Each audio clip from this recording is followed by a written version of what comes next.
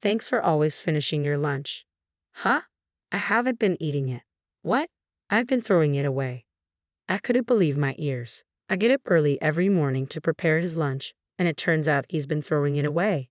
Why would you do that? It's my lunch. I can do what I want, right? I was heartbroken seeing my husband laugh as he said that. I lost faith in him as a person, and I decided to get back at him. I'll show him that I'm not always a submissive wife. Please marry me. Yes. 1 year after we started dating, I married my husband. We met at work. He was at the head office, and I was in the sales department. While we were dating, he always put me first, taking me to my favorite places and letting me eat my favorite foods. Every day, I felt happy thinking about the wonderful life that awaited us. But after we got married, his attitude changed drastically. He began to nitpick everything I did and made all the decisions himself. He became a controlling husband, and things gradually got worse. Recently, something truly unforgivable happened. Huh? What did you just say? I told you to start making lunch every day from tomorrow. Why? It's normal for a wife to make her husband's lunch, right? 3 years into our marriage, my husband suddenly insisted on this. I work too, and I'm busy in the mornings. Honestly, I don't want to take on more than I have to. We used to eat lunch separately, so why the sudden change? I was puzzled. I don't want meal preps. I want freshly made ones every morning. From that day on, I started getting up at 5 a.m. to make his lunch. Cooking was never my strong suit, and even simple tasks like making scrambled eggs took considerable time. Preparing all the side dishes for lunch in the morning was quite a challenge. This new routine left me with less sleep, and it was extremely tough. One night, seeing the empty lunchbox in the sink, I felt relieved, thinking, oh, he ate it all. From then on, I continued making his lunch every day, though he never expressed any feedback. Out of curiosity, I asked him one day, by the way, is there anything specific you want in your lunch? No, not really. I see. I thought you liked it since you always finish it. Ha! I haven't been eating it. What? I've been throwing it away. I couldn't believe my ears. I was baffled as to why he would throw away the lunch I got up early every morning to make. Why would you do that? Well, your cooking is bland. It doesn't make me want to eat. But I get up early and put a lot of effort into making it. Then make something that makes me want to eat. But you don't have to throw it away. You made it for me. I can do whatever I want with it. I was stunned. Why would he have me make lunch in the first place? When I asked him, he nonchalantly responded, because it's fun. He made me make lunch just so he could throw it away. I never thought he would do such a thing. I was so heartbroken that I cried myself to sleep that night and didn't make his lunch the next day. My husband got furious. I saw no point in preparing his lunch knowing he wouldn't eat it. But if I snapped back, I knew he would throw a temper. So I decided to fix his lunch again starting the next day, even though it was going to be thrown away anyway. Feeling more and more hollow each day as I made his lunch, I gradually began to prepare fewer items. You've been slacking off recently, haven't you? Do you think I wouldn't notice? I'm sorry, but if you're not going to eat it, it's the variety of food that makes me feel refreshed when I throw it away. Don't you get it? I don't understand at all. Due to my lack of sleep every day, I was so exhausted that I started making mistakes at work. That's when I heard a troubling rumor. Apparently, my husband had been bad-mouthing me.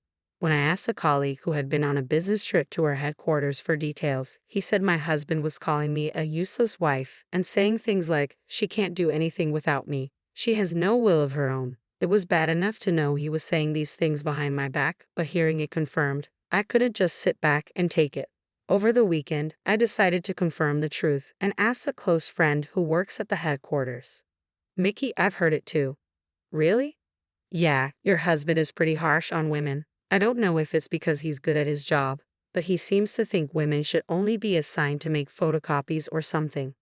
No way. He wasn't like that before we got married. Did you do something? It's the other way around. I'm the one being treated poorly. How's he treating you? I explained to Mickey about him throwing away my lunch. As she listened, she became visibly angry, wrapping me in a tight hug as tears welled in her eyes. You've been so patient. I can't imagine how tough it must have been. Why are you crying, Mickey? I'm crying for you, you fool. But this is unacceptable. He needs to learn his lesson. That's true. He's really wronged you. Have you thought about getting a divorce? I'm worried about finances right now. You can handle that. I'm more worried about you. You're numb to the pain even after being mistreated like that. That's a sign you're not okay. It's not like I'm numb. I'm pissed. Then Mickey gave me a serious look. Do you want to get a divorce?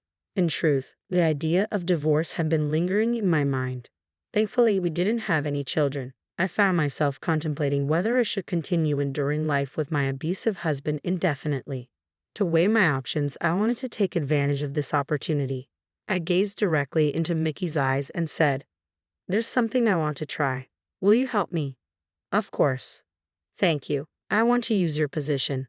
You see, Mickey is actually the granddaughter of our chairman. Moreover, she's currently working as an executive assistant at the headquarters. I can't overlook the opportunity to enlist such a powerful ally. That's quite an idea. I see where you're going with this. I'm starting to look forward to it. If this goes well, I can make my husband feel ashamed of himself.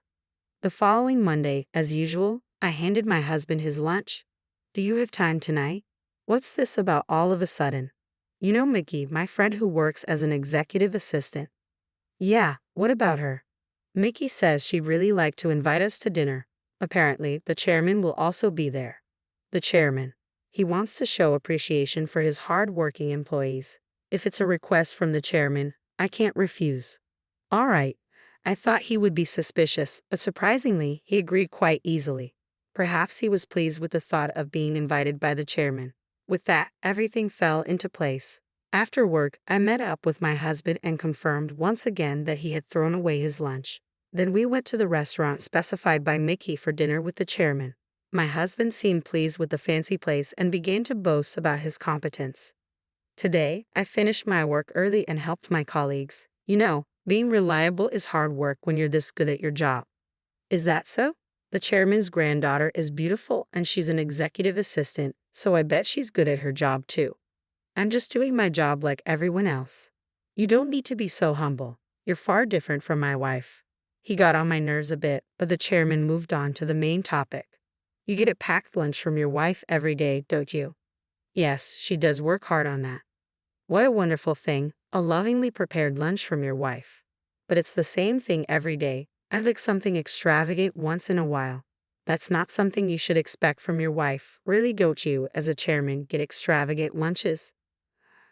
I prefer something simple. It's an everyday thing, after all. Oh, you're just joking. You've even arranged for us to eat in such a wonderful place today. My husband's attitude was completely different from usual. He must have been trying to put on a good show in front of the chairman. I watched nervously, unsure of how it would unfold. "So, you don't cook?" the chairman asked. "Cook? No, that's women's work. I don't think that's the case nowadays. I think it's normal for men to work outside the home and for women to take care of the home. We both work, but ideally I'd like my wife to stay at home." "Really?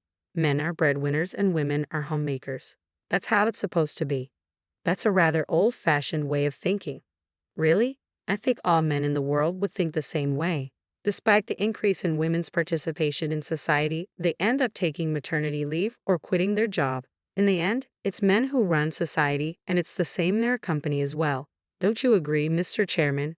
That was the first time I heard such a thing, but he should know that we can't live on his income alone. He was spouting derogatory comments about women, but the chairman avoided addressing them and continued the conversation. "What do you think of men who cook?" he asked. "They're feminine. I've heard it's becoming more common, but I don't understand it. What if I told you that I enjoy cooking?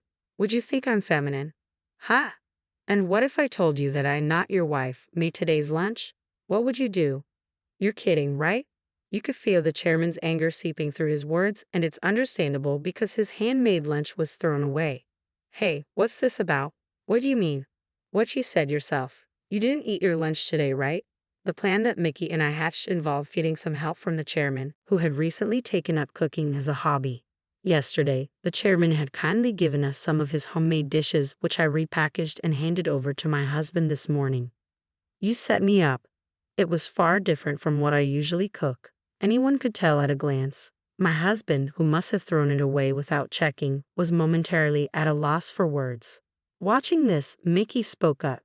"Aren't you more concerned about the terrible things you're doing?" "What terrible things?" "It's strange to throw away food every day without even eating it." That's right, it's the worst to just throw away something someone else has made for you without any appreciation. Well, if I had known it was made by you, sir, I wouldn't have thrown it away. My husband was trying to hastily backtrack, looking pale at the chairman's words. So you wouldn't throw away the lunch I make, but it's okay for you to throw away the ones prepared by your wife? Well, she's no good of a wife. Can a husband do whatever he wants? That was my last straw. You are really the worst. What are you on about all of a sudden? Don't you realize how much your actions are hurting me? Huh? Why are you getting so worked up? I can't stand it anymore. I want a divorce. My husband stood looking perplexed. He glanced around the room, realizing he had no one to back him up, and began to panic. What are you talking about? How can you just say something like that out of the blue? It's not out of the blue. I've been thinking about it for a long time. Where did the kind man I married go? I was in love with you then. I don't love who you are now. As I conveyed my feelings, tears began to spill. I took out the divorce papers that I had put in my bag and placed them on the table. All you need to do is sign. I filled in the rest. You're serious. If this looks like a joke to you, you're more helpless than I thought. Do you think you can survive after a divorce? I'll be fine. I'll be getting alimony from you after all. What? Watching this scene, the chairman began to speak. You seem to have some prejudices against women. That's not what I mean. I've heard from my granddaughter about your attitude towards our female employees. Coupled with this incident, this isn't something I can overlook as a chairman. What are you talking about? I'll let my son, the president, know about this. Wait, sir, I can't lose my job now. Before worrying about your job, there are other things you should do first. Taken aback by the chairman's angry voice, my husband was at a loss for words. Not once have you apologized. When you do something wrong, you apologize. Even a kid in elementary school knows that. I'm very sorry. Not to me, to your wife. Can't you even understand that? You're making me sick. Mickey, let's go. Sure, Linda, let's go. Huh? What are you waiting for? You're not going back home, right? You're coming with us. Seeing the desperate look on my husband's face, Mickey and I left the restaurant, feeling quite relieved. The next day at work, I got a call from Mickey. Your ex-husband got demoted. Demoted? When HR investigated his work behavior, there were complaints from female employees, one after another. Is that so? And apparently his performance in sales has plummeted. He deserves it. It seems that he was transferred to a sales branch in the countryside, where the women were quite formidable. At first, he seemed to resist and continued his tyrannical behavior, but the place was filled with tough women, like old-school matriarchs. Within a week, he was unable to talk back. Now he is so respectful of the women in the office that he even voluntarily makes copies. 2 weeks later, Mickey contacted me again. I was issued a notice of termination and was told that I would be transferred to work at the head office in a secretary position. What does this mean? I think this is the chairman's doing. It seems that the chairman took a liking to me after seeing my declaration the other day. So, he spoke with the president to allow me to work as a trainee secretary with Mickey. Oh, and there's a message from Grandpa. What? He said we're going to have a dinner party once a month, where you'll eat his homemade food. This is an order coming from him as a chairman. What? The chairman's gonna cook for me? He apparently wants to treat you. He even mentioned taking cooking classes. Later, the divorce was finalized successfully. I was able to receive my desired amount of alimony, which was $20,000. I lost a husband but gained a new friend. I'm happy. From now on, I plan to have my chairman teach me how to cook delicious meals for myself.